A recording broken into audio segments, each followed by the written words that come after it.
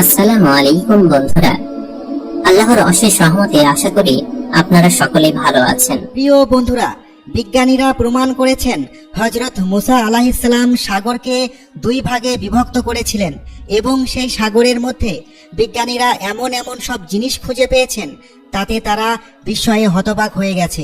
বিজ্ঞানীরা সমুদ্রের তলদেশে কি খুঁজে পেয়েছেন, আর ফেরাউন লোহিত সাগরে ডুবে যাওয়ার সময় কি বলেছিল। আজকের ভিডিওটি খুবই তথ্যবহুল হতে চলেছে, তাই ভিডিওটি শেষ পর্যন্ত দেখতে থাকুন। যখন হযরত মুসা আলাইহিস সালাম ফেরাউনের কাছে তাওহীদের দাওয়াত নিয়ে গেলেন এবং বনি ইসরাইলদেরকে আল্লাহ তাআলার একাত্মবাদ সম্পর্কে বোঝানোর চেষ্টা করলেন, কিন্তু তার কোনো চেষ্টাই কাজে দিচ্ছিল না। তখন হযরত মুসা আলাইহিস সালাম আল্লাহর কাছে দোয়া করলেন। তখন আল্লাহ তাআলা বনি ইসরাইল এবং ফেরাউনদের উপর ধাপে ধাপে নানান ধরনের আযাব প্রেরণ করলেন। এরপরেও যখন ফেরাউন আল্লাহ দ্রোহিতা থেকে ফিরে আসছিল না, তখন আল্লাহ তাআলা তাকে ধ্বংস করার সিদ্ধান্ত নিলেন। আল্লাহ তাআলার আদেশে হযরত মুসা আলাইহিস সালাম তার উপর ঈমান আনয়নকারী সীমিত কিছু লোকেদেরকে নিয়ে রাতের আঁধারে লোহিত সাগর পাড়ি দিয়ে হিজরত করার জন্য রওনা দিলেন। ভোরবেলা তারা লোহিত সাগরের তীরে গিয়ে পৌঁছালেন। ফেরাউনের কাছে যখন এ খবর পৌঁছালো, তখন ফেরাউন তার বিশাল সৈন্যদল নিয়ে হযরত মুসা আলাইহিস সালাম এবং তার সঙ্গীদেরকে ধাওয়া করলেন। বনি ইসরায়েলের দুর্বল ঈমানদারেরা অধৈর্য এবং উত্তেজিত হয়ে ওঠে এবং ইউশা বিন নুন চিৎকার করে হযরত মুসা আলাইহিস সালামের উদ্দেশ্যে বলতে থাকে, হে মুসা, আমাদের পিছনে রয়েছে ফেরাউন ও তার সৈন্যবাহিনী, যারা আমাদেরকে পাকড়াও করার জন্য ধাওয়া করছে, আর আমাদের সামনে রয়েছে বিশাল লোহিত সাগরের বাধা। আমরা তো ধরা পড়ে যাব। আজকে আমাদের মৃত্যু কেউ ঠেকাতে পারবে না। হযরত মুসা আলাইহিস সালাম তখন তাদের উদ্দেশ্যে বললেন, আমি আমার রব আল্লাহর পক্ষ হতে নির্দেশের অপেক্ষায় আছি। হযরত মুসা আলাইহিস সালামের এই কথায় তাদের অনেকের মনে আশার সঞ্চার হলো, কিন্তু মানুষেরা ফলাফলের জন্য বরাবরই প্রচণ্ড অধৈর্য হয়ে থাকে। তাদের মধ্যে বেশিরভাগ মনে মনে ভাবতে থাকে তারা পিছনে ফিরে যাবে এবং ফেরাউনের কাছে আত্মসমর্পণ করবে ও তার আনুগত্য স্বীকার করে নেবে। আর সেই মুহূর্তেই আল্লাহ তাআলা হযরত মুসা আলাইহিস সালামের কাছে ওহী প্রেরণ করলেন, হে মুসা, তুমি তোমার হাতের লাঠি দ্বারা লোহিত সাগরের পানির উপরে আঘাত করো। হযরত মুসা আলাইহিস সালাম অনতিবিলম্বে আল্লাহ তাআলার নির্দেশ পালন করলেন। সঙ্গে সঙ্গে লোহিত সাগরের মাঝখান থেকে পানি পাহাড়ের মতো উঁচু হয়ে দুই দিকে সরে গেল এবং লোহিত সাগরের মাঝখানে বনি ইসরায়েলের 12টি গোত্রের জন্য 12টি রাস্তা তৈরি হলো। বর্তমানে বিজ্ঞান প্রমাণ করেছে যে কিভাবে সাগরের মধ্যে প্রচণ্ড ঘূর্ণিঝড়, হারিকেন এবং প্রবল ঝড়ো বাতাস কিভাবে সমুদ্রের পানিকে পাহাড়ের মতো উঁচু করে। কখনো কখনো এই প্রবল ঝড়ো বাতাস এতটাই শক্তিশালী হতে পারে যে সাগরের পানিকে দুই দিকে বিভক্ত করে তার মাঝখানে সাগরের তলদেশ প্রকাশিত হয়ে যেতে পারে, যা সাগরের মাঝখানে রাস্তার মতো দেখা যায়। এবং কোরআনেই ঠিক এরকমই বর্ণনা রয়েছে, যেখানে প্রচণ্ড বাতাস বয়ে যায় এবং সেখানে বজ্রপাত হয় এবং সমুদ্রের পানি বিশাল ঢেউয়ের ন্যায় দুই দিকে সরে গিয়ে সাগরের মাঝখানে পথ তৈরি করে দেয়। বিজ্ঞানীরা লোহিত সাগরের তলদেশের মাটিতে একটি স্বতন্ত্র ভূসংস্থান এবং একটি স্থল সেতুও আবিষ্কার করেছেন। এই স্থল সেতুটি এমন একটি অঞ্চল যা নুয়েভা এবং মিশরকে স্থলভাগে সৌদি আরবের সাথে সংযুক্ত করে। এই এলাকাটিকে স্থল সেতু বলা হয় কারণ সমুদ্রের বাকি অংশের তুলনায় এখানে পানি অনেক কম গভীর।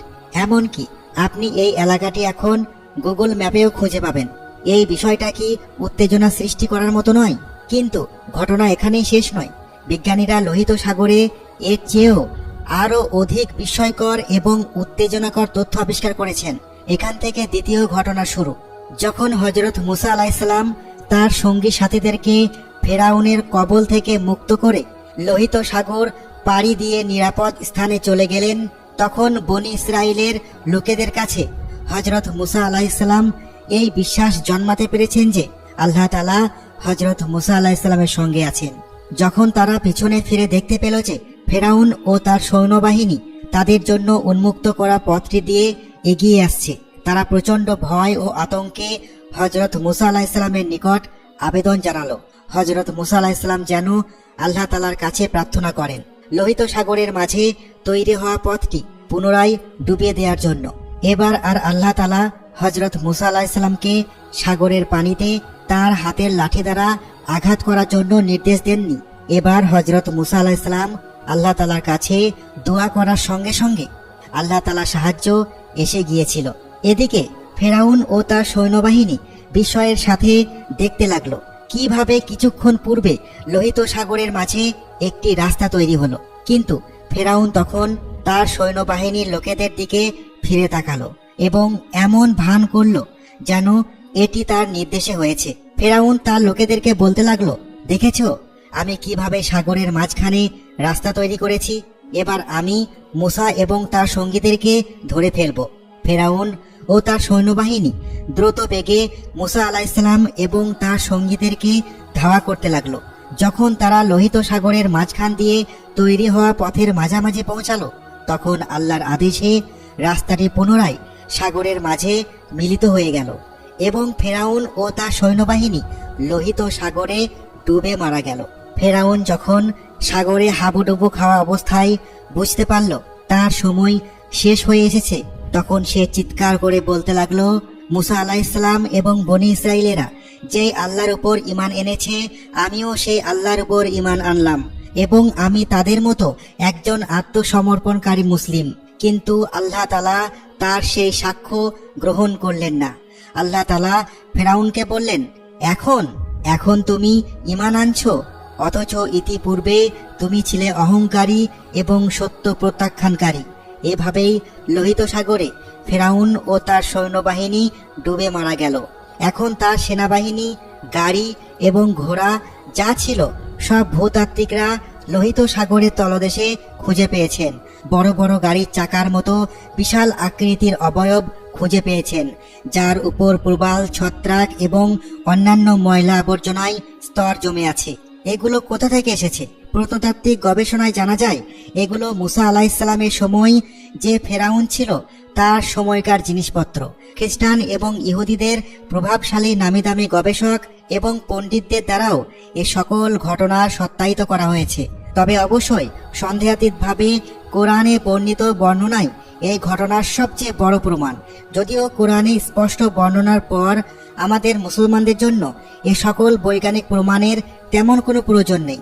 তবে আধুনিক বিজ্ঞান এবং গবেষণায় প্রাপ্ত এ সকল তথ্য আমাদের ঈমানকে আরো মজবুত করে, তাতে কোনো সন্দেহ নেই। আমাদের উচিত একজন মুসলিম হিসেবে গর্ববোধ করা। আলহামদুলিল্লাহ।